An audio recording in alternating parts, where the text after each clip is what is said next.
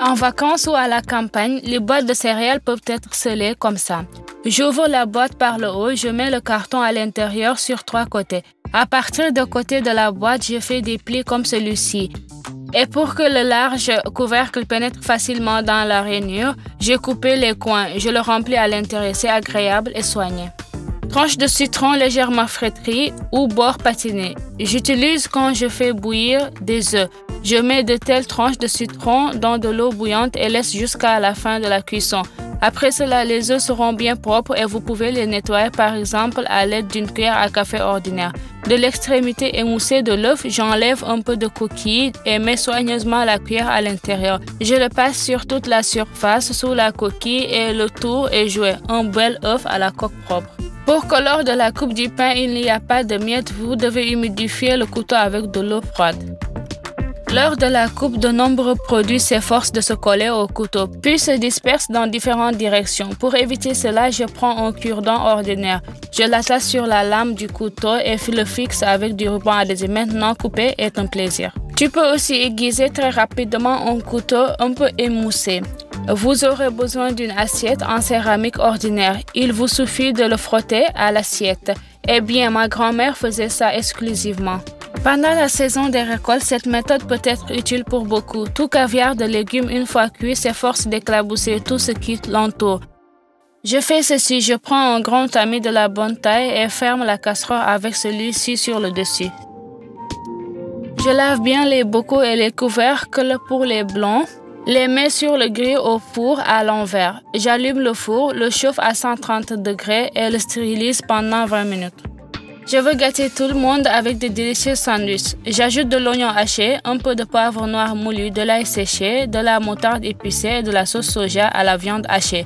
Je mélange le tout très soigneusement. Pour faire des scallops ou des hamburgers joliment façonnés, j'utilise un couvercle de mise en conserve ordinaire. Il suffit de le couvrir d'un morceau de film alimentaire. Pour que le film alimentaire puisse se dérouler facilement, car c'est généralement très difficile à faire, je le mets au congélateur pendant une vingtaine de minutes. J'ai mis un petit morceau de film dans le couvercle, lubrifié le film avec de l'eau claire, j'étale la viande hachée et la répartis sur tout le périmètre, aplatir et compacter un peu. Je mets la poêle sur le feu, je vais cuire les burgers sans huile. Je retourne soigneusement la pièce et retire le film.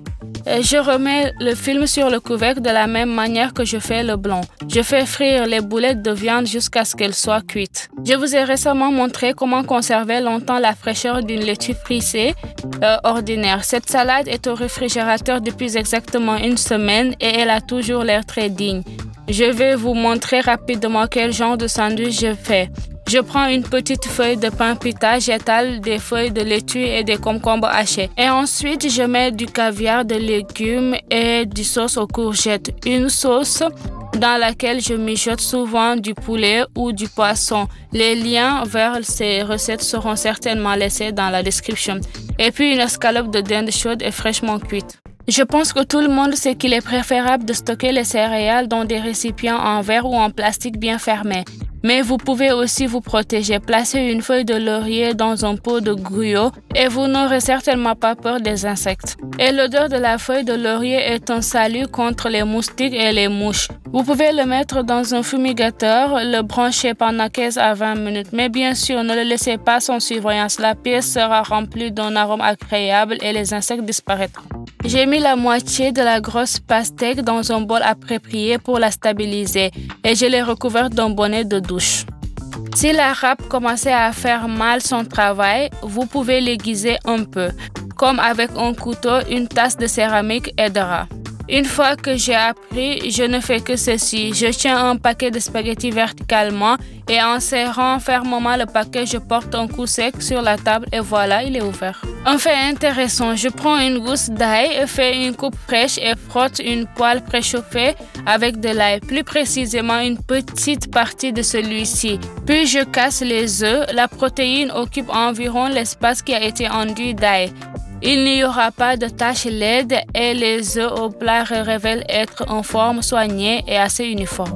Si j'épluchais trop de carottes et que je les ai pas toutes utilisées, Je fais ceci. Je mets les morceaux de carottes dans un bocal adapté et verse dessus de l'eau froide. Ils se conservent au réfrigérateur pendant plusieurs jours sans perdre de couleur, de goût ou de jutosité.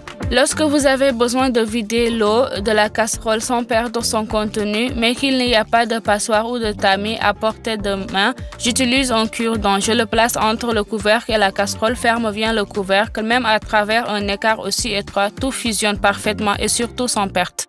Vous pouvez couper une carcasse de poulet avec un minimum de perte en seulement 5-6 coupes. Séparez d'abord les jambes et divisez-les en deux.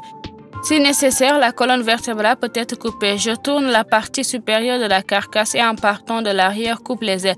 J'enlève l'épine dorsale et j'obtiens une poitrine de poulet de ailes avec beaucoup de viande et de cuisses.